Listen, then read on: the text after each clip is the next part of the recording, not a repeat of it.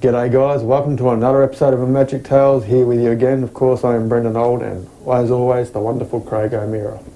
And today we're going to be talking about the age of 25 to 30 years old. So let's get stuck straight into it. 25 to 30, what was happening then? You had,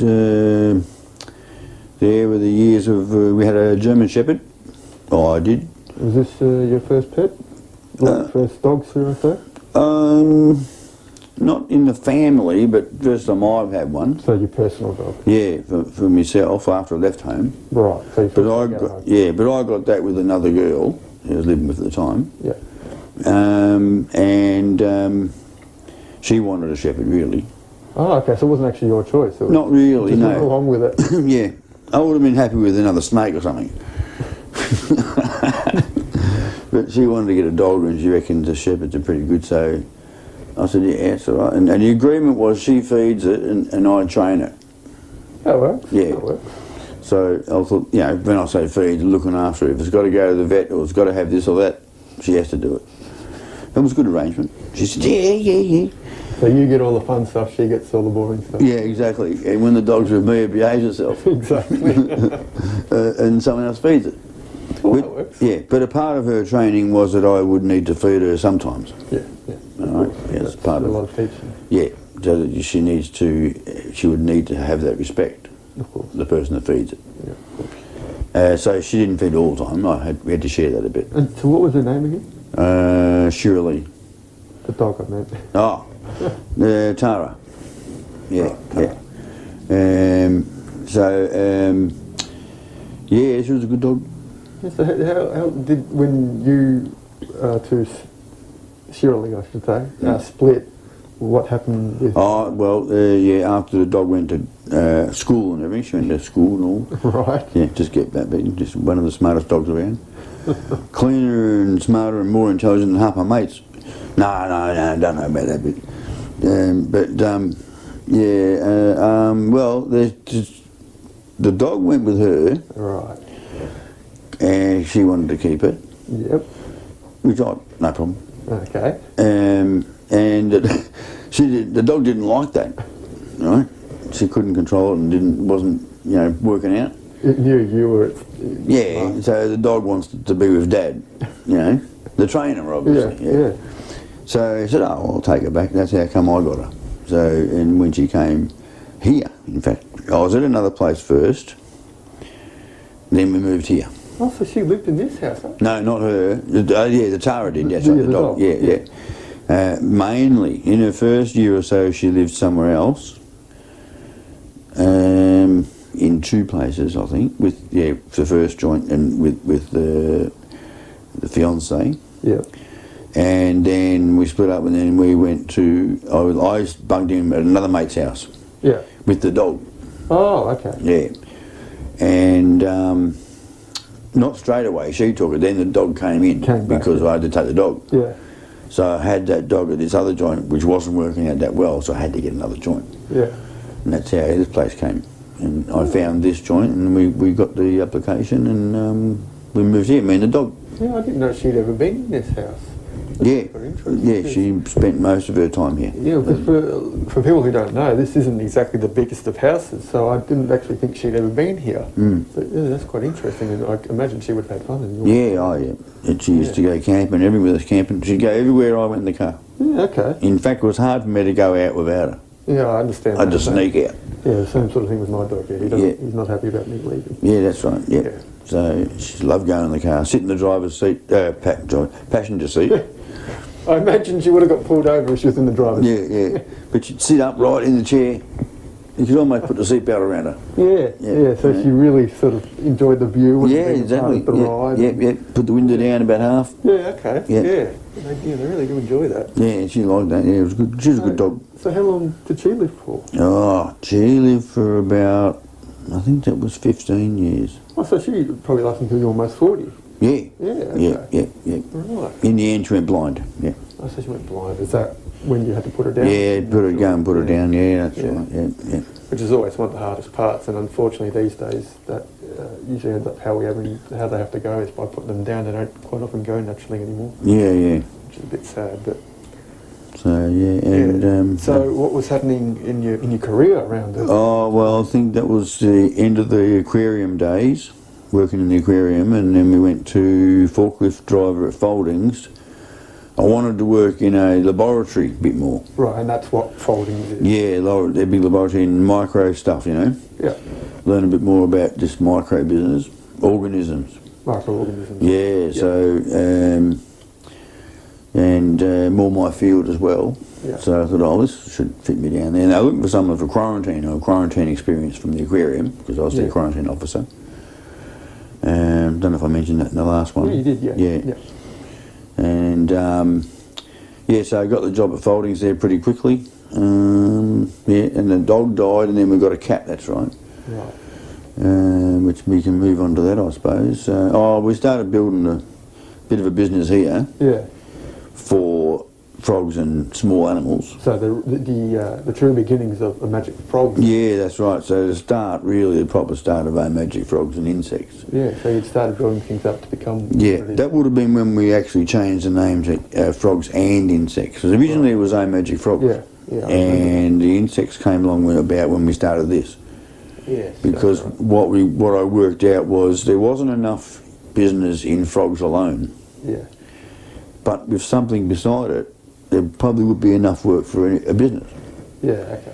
So we were working towards that, and that's when we had to change our name to Frogs and Insects. Yeah. And Frogs and Insects goes together, so it was naturally going to be no problem.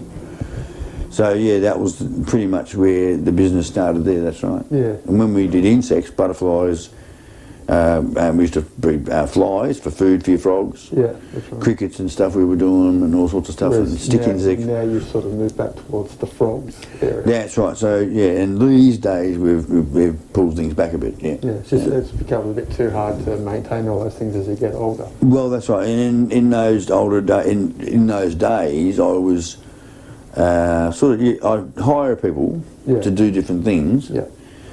And these days I don't have those people. Yeah. So I'm doing it all myself, so I can't do all the work. Yeah, exactly. So you have to in those days I had people working, doing things, and some of them were kids to get pocket money. Other guys, like we hired a tank maker to make the tanks, my own tanks. Yeah. Which what was it? The design was trademarked or registered? A registered design. Yeah, couldn't get. Obviously, as we've spoken about earlier, was such a good design that once he let the ownership of it lapse, a Chinese company took it and started mass producing. Yeah, that's right. The China are making them now. Yeah. But they couldn't do that while they had a registered design. Exactly. It wasn't until you let it go that they got it. Yeah. Which actually now means you can't make it anymore. That's what it does mean. Yeah. So, which is quite funny. Well, it falls in with my tank maker retired. Yeah. And I'm retiring. So if we're not going to make the tanks anymore. Exactly. You might as well let someone else make them. Yeah, and make sure they're still on the market. Yeah, and then China can make them or they can make them. Exactly right. And they get the profit from it and all that. We're not worried about that. Yep. But you've massively improved the designs for frog tanks for an entire market. Yeah, for the general market, that's right. That's right. In general, if it wasn't for me, they'd probably still be made the old way, down tank, bit of mesh on top. Yeah. Doesn't work. Exactly. And so when you did actually sort of start this business, was it at this house or was it at the last house? Oh, well, probably this house, really. Yeah. And I mean, I've always done this stuff, but not on a business scale. And as anyone who's seen the backyard knows, it's a very vast, expansive, everything has a purpose out there.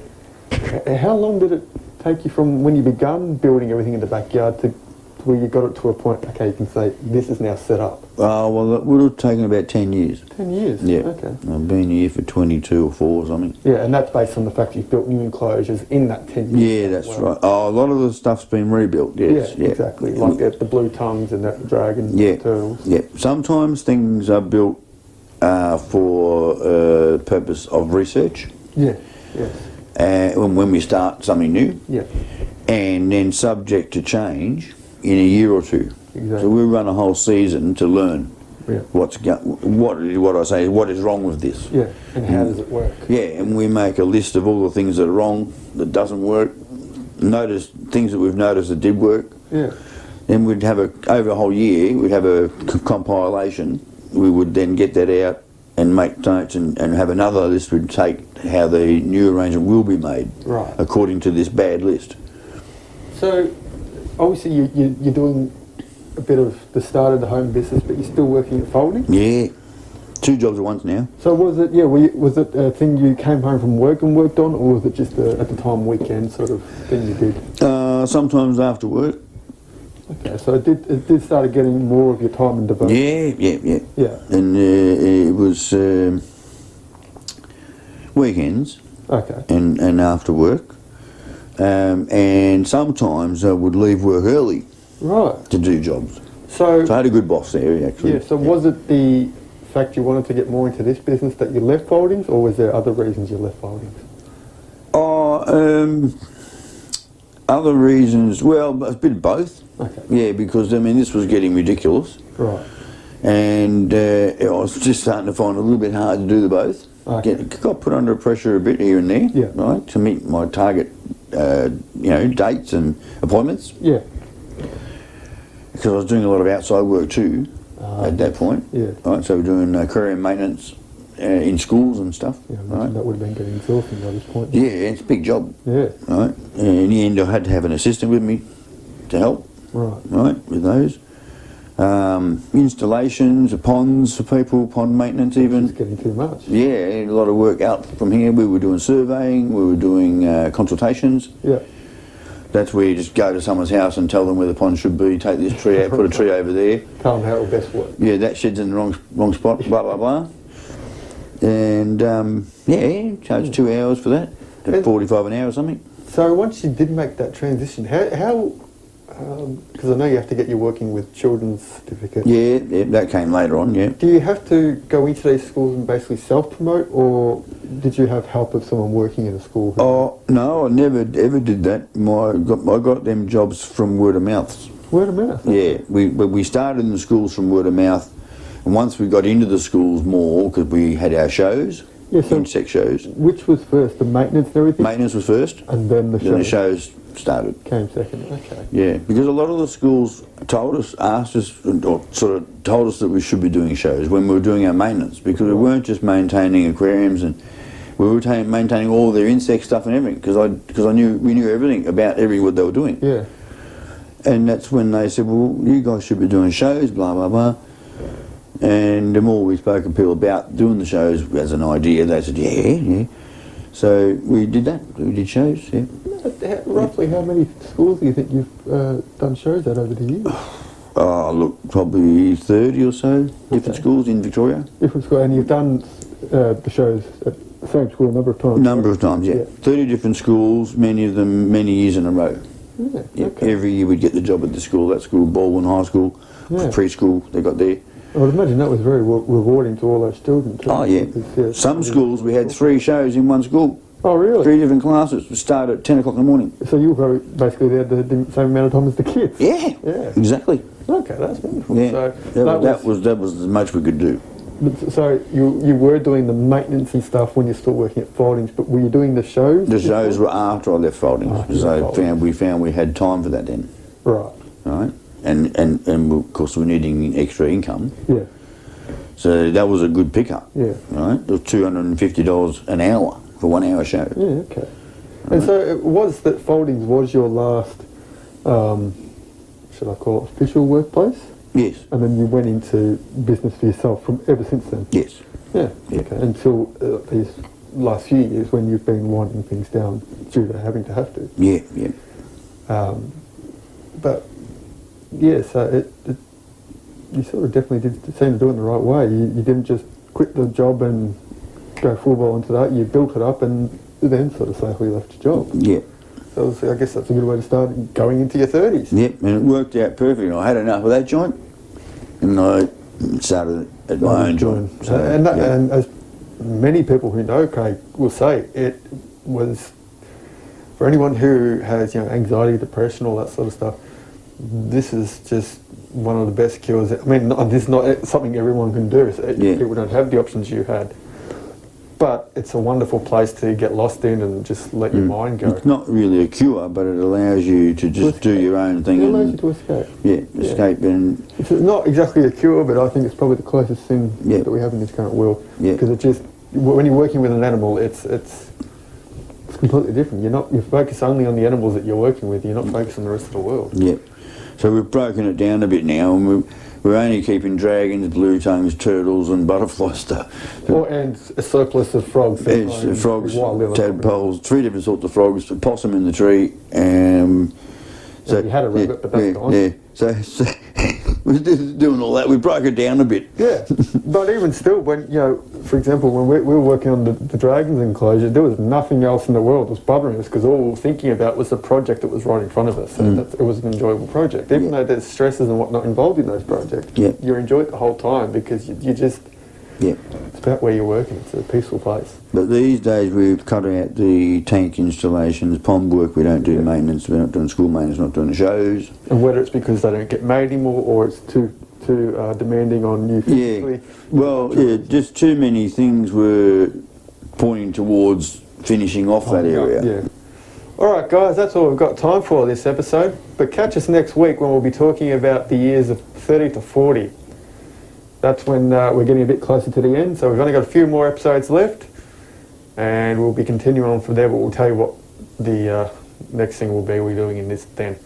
But until then, we'll catch you next week. We'll see you then. Bye.